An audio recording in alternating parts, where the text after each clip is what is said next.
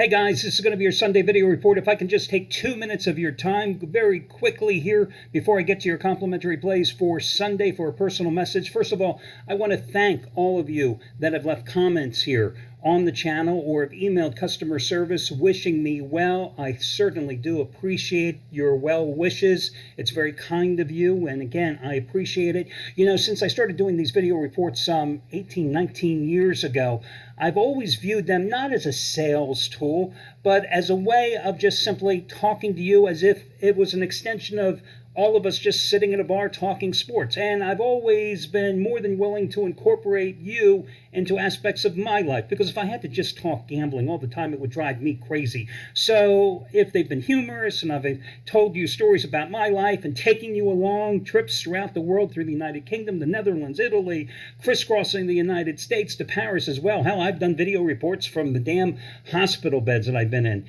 After 2 prostate surgeries, and believe me, guys, nobody should have more than 1 prostate surgery in their life. That's a no ifs, ands, or buts situation.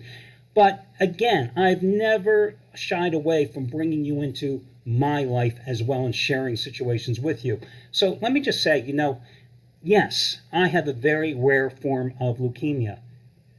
Only about 60 to 80 people in the United States get this particular form of leukemia annually.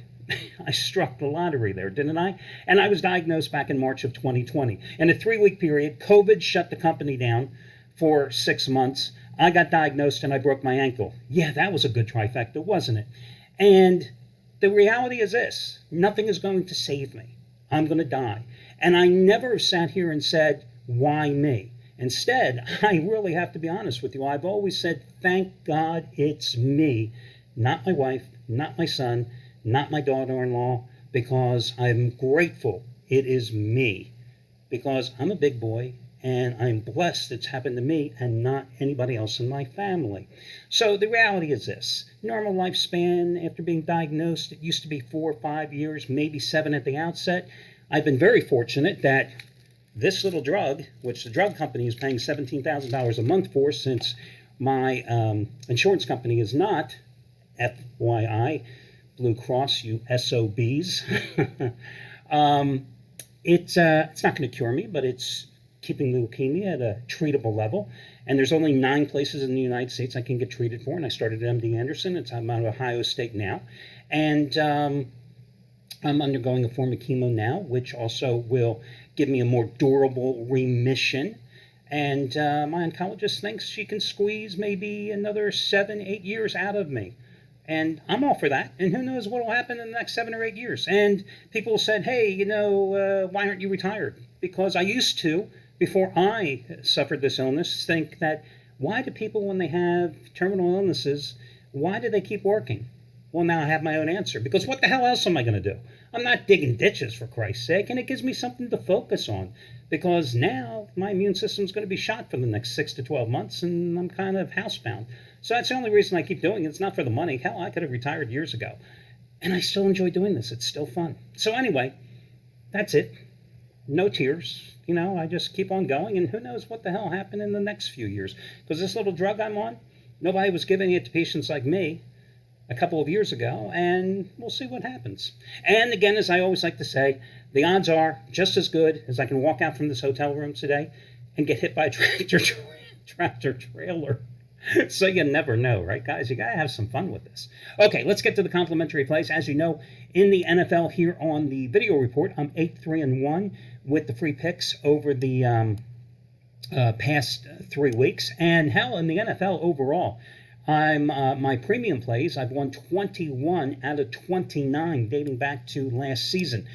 Your first complimentary play here for Sunday is going to be Kansas City. Minus the 3.5 at Minnesota, a very short price for the Chiefs. Now, you may recall last Sunday I gave you a complimentary play on Kansas City, but then I actually played the Chiefs in a 2-team teaser with Philadelphia because I was a little worried as I got closer to kickoff whether or not the Chiefs could cover that spread against the Jets. And Kansas City certainly didn't, because they got out to the big lead, and then the offense just didn't do anything, and the defense made Zach Wilson look like the second coming of Joe Namath. Well, again, this price is short, and I'm looking for Patrick Mahomes to rebound because he did not play that well by Patrick Mahomes standards against the Jets, going 18 for 30, 203 yards, 1 touchdown, 2 interceptions. And again, the defense struggled. Now, the Vikings are coming off their first win. They finally beat somebody, that being Carolina, the only unbeaten, the only winless team in the NFL at this stage. They won 21-13. They were down by 8 early. The defense had allowed 27 or more points in their first 3 losses. I think the key in this game is going to be that Kansas City defense. They're 6th in the league with 47 pressures. The Vikings, meanwhile, their offensive line, quarterbacks for Kirk Cousins has been pressured 47 times. That's the 5th highest pressure rate allowed in the league so far. You know what happens when Kirk Cousins gets under pressure. I think if Kansas City had won convincingly against the Jets by a double-digit margin, KC would be laying 6.5 in this spot. 3.5, short price, bargain basement. You know what I'm about to say. When the line crosses 3, 4, 6, or 7 points, I'm naturally buying down that half point. Thank God my wife isn't in the hotel room because she'd be behind us mimicking me the entire time. So buy down the half point on Kansas City and take it to the bank. Baltimore taking on Pittsburgh. Do you know 24 of the last 30 meetings have been decided by 1 score? Do you know 18 of those meetings have been decided by a field goal or less? So you're looking at Baltimore minus 4.5 points and you're going, oh my God, Al's must be on Pittsburgh. Wrong, you are.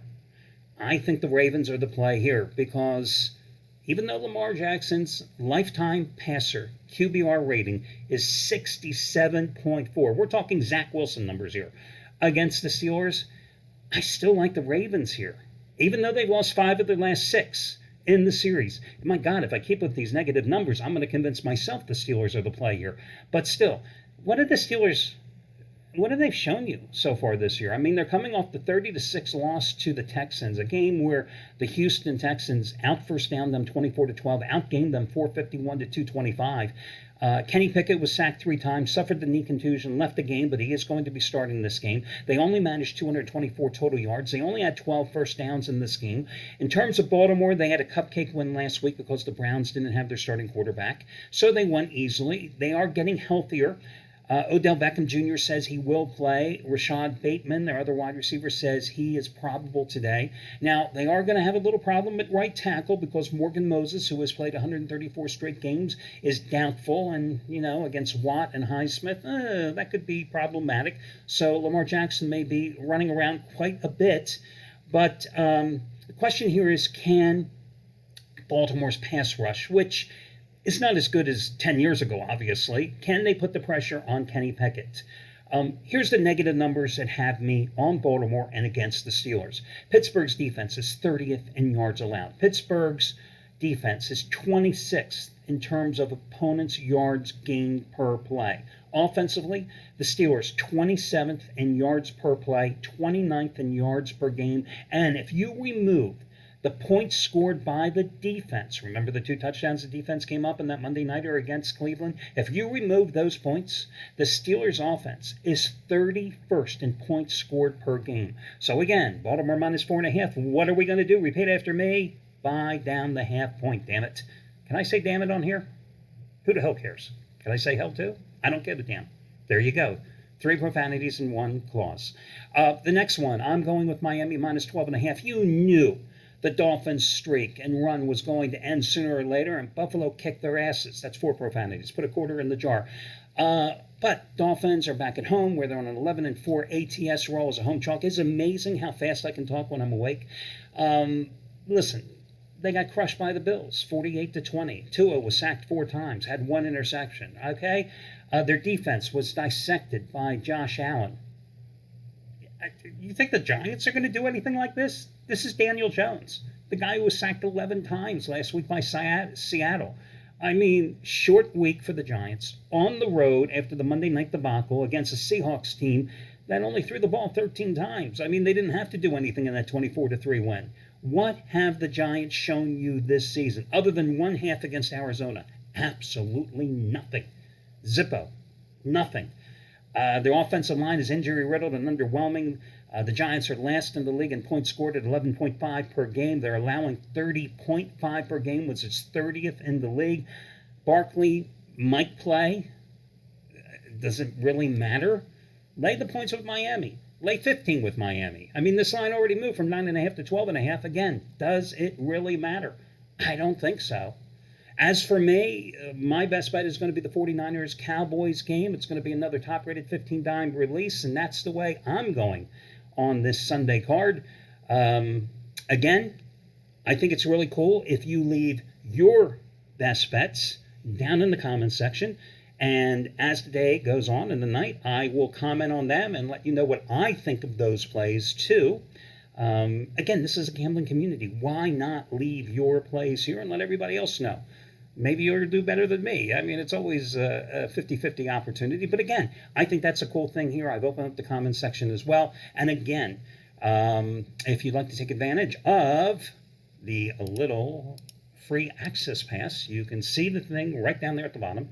You can get my best bet and all the best bets of all the handicappers for free using the 2-day all access pass. It used to be 1 day. It's now 2 days. If you've never used it before, you can check it out over at DeMarcosports.com.